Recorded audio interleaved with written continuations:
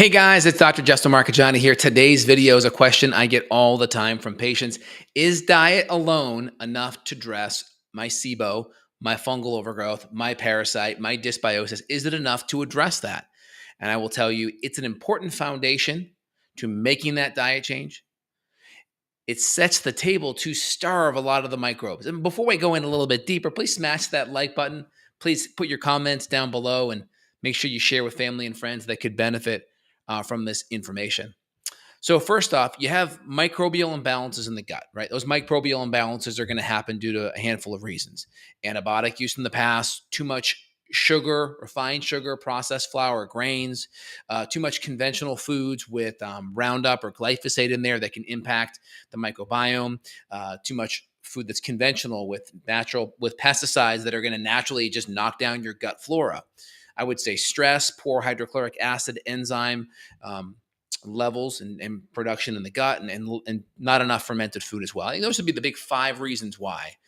Glyphosate, pesticides, antibiotic exposure, too much processed grains and flour and sugar, poor digestion from enzymes and acids and bile salts, and inadequate hydrochloric acid enzyme and bile support production. These are the big reasons. Now, I always tell patients when we address a gut issue, a gut bug, we are one, starving it out in the front side. On the middle side, we're coming in there and we're using specific botanical antimicrobial herbs to knock it down.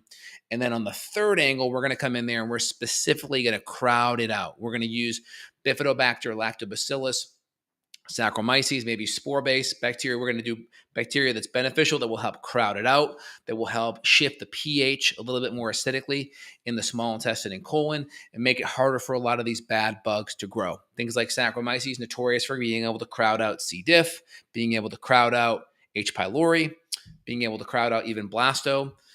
Also, Bifidobacter and lactobacillus can also push and crowd out a lot of these bugs. Again, if you're taking probiotics, though, and you already have a lot of bugs and you haven't knocked them down enough, you can get brain fog, you can have probiotic intolerance, you can have more negative symptoms. That's very possible. So the diet alone is not going to be enough for most people. Again, if you're pretty healthy, younger, and you have a really, really crummy diet, lots of sugar, processed grains, a lot of stuff, yeah, you could probably get in there and maybe get away with it with diet alone. Again, would you need some probiotics? Would you need some digestive support? Maybe. Is it enough to kind of knock things back? Maybe.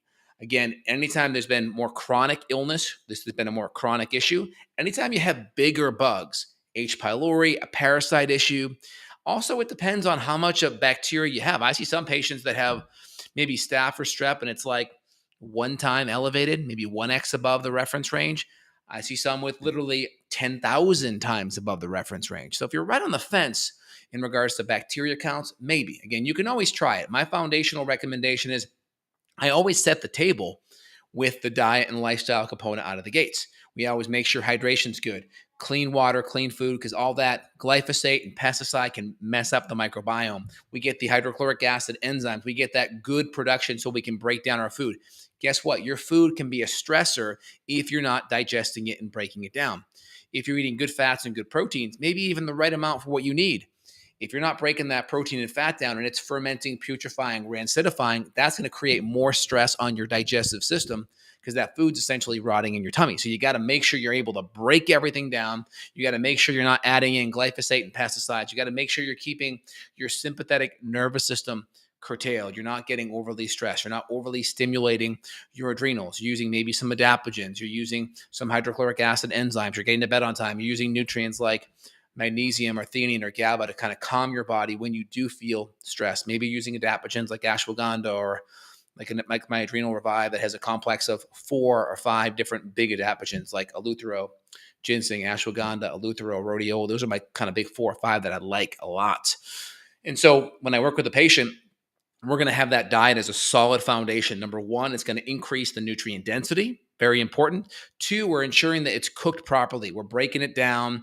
It's cooked. We're chewing adequately. It's anti-inflammatory as well. We're keeping the excess PUFA, polyunsaturated seed oils down. We're focusing on good, healthy animal fats, good, healthy omega-3s from quality fish oil, maybe coconut oil, MCT, avocado, cold-pressed olive oil if it's going to be more on the plant side. Be very careful of canola and excess seed oils.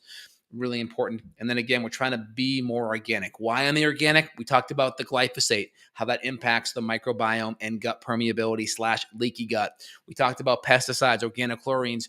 They knock down the leaky gut, or they knock down the bad, or knock down the good bacteria and then cause a rebound of the bad bacteria and increase gut permeability. These are all big things out of the gate that we want to be on top of. And of course, good bacteria in your gut eats poop, eats toxins, and poops out nutrients. Bad bacteria is going to eat your nutrients and poop out more toxins, lipopolysaccharide, endotoxins, lithocholic acid, all these things that are more toxic to your body. So we really want to make sure that we have good microbiome. So the first step is we are going to starve out the bugs with a good diet. That may be eating a whole food diet, cook, steam, maybe avoiding fiber, maybe a low FODMAP diet as well, working on cutting out the fructo oligodisaccharide mono and polyols, may also include autoimmune or maybe even carnivore. Again, that's going to be individualized based on the patients. Some can't even handle much protein because their digestion stinks. We may have to throw in some kind of an elemental diet strategy as well. We're going to work on then killing it at some point in the next 1 to 2 months. Killing it can be a problem. If I got a beehive out there, right, I can throw a rock in the beehive and I get my ass stung, or I can go smoke out the beehive. You can go literally watch African tribes. They'll go in, they'll smoke out the beehive, then they'll take the hive down and get all the honey without getting stung, right? They're smart. They get it. That you smoke out the hive, then you get the honey without getting burned. So think of what we're doing with going after the bugs. We're trying to smoke out the hive, and then we come in there and do the killing a lot better, and we're not stressing out our detoxification and lymphatic system and immune system by having all these dysbiotic toxins like LPS or endotoxin be all released. So it's really important. So very important out of the gates, guys. I hope that makes sense to you. Big picture. Again, I kind of follow my 6 R's that I've kind of coined in the last decade or so of seeing patients full time. Remove the bad foods. Essential. Will not be enough for most people. Replace the enzymes, acids, and maybe bile salts. 3, work on repairing the gut lining, hormones, and motility. 4, we work on removing the bugs. Sometimes they can take a couple of rounds, especially if people have lots of bacteria that have biofilms. Biofilms are this kind of like greasy layer on the bacteria. It's like trying to wash pans with water and no soap. You try to avoid the soap, you feel that's kind of like that streaky little layer on there. That's a biofilm. That's what the bacteria has. You use the soap, then you wash it with the hot water. Now it's no problem. It's nice and clean. You don't feel that greasy layer. That's the biofilm. So there's different things that we'll use to knock down the biofilms. Then we'll also use the herbals depending on what's there. If it's H. pylori, if it's generalized SIBO, bacterial overgrowth with Citrobacter, Klebsiella, Morganella, Proteus, Pseudomonas, etc. And then if there's parasites, that changes things. If there's yeast, that changes things. If there's worms, that changes things. So it's not a one size fits all. You got to really individualize it. And then we'll work on the pre and probiotics. Again, probiotics typically are going to be individualized as well. If someone's histamine sensitive, or if someone gets very probiotic intolerant, they get brain foggy or gassy, we may have to use different probiotics for that as well. And then we retest. And again, the X factor also is the spouse or the partner. Does your partner or family member have an infection and they're passing it back and forth to you, and you're doing this hot potato thing? Sometimes you got to synchronize treatment to avoid this hot potato passing back of infections back and forth that can make getting someone infection-free a problem. Hope this makes sense and you guys feel inspired and more empowered with the information I'm giving you. Again, put your comments down below. Love to know your thoughts and kind of your personal experience on this topic as well.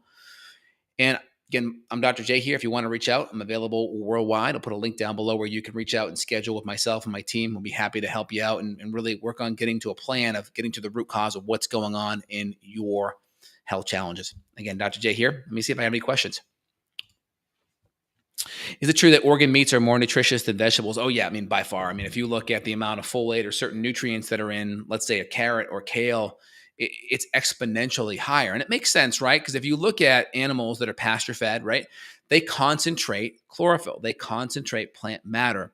If you look at kale and you look at the amount of protein in a kale, it'll take 14 cups of kale to equal 6 ounces of grass-fed beef. They'll use the analogy of like, oh, kale is 15% protein, right? But the problem is kale has very little calories. Therefore, that percentage matters so little because the calorie amount is so low. So they'll use these percentages to kind of make vegetables seem like they're so much more nutritionally dense, but they're not. when it comes to protein or macros or even some of these micronutrients, it's not even close. There's an excellent video out there you could take a look at. It's about 10 years old by Matt Lalonde, looking at nutritional density of plants versus animals, and it's phenomenal video. We'll see if I can find that. I think it was at a ancestral health symposium. He did it probably back in 2012. Very good one to see. Give him props. How do you approach C. diff? Yeah, we're going to definitely use specific herbs in the golden seal berberine family. We're definitely going to use higher dose Saccharomyces, and we're definitely going to work on biofilms and make sure family members are also addressed too.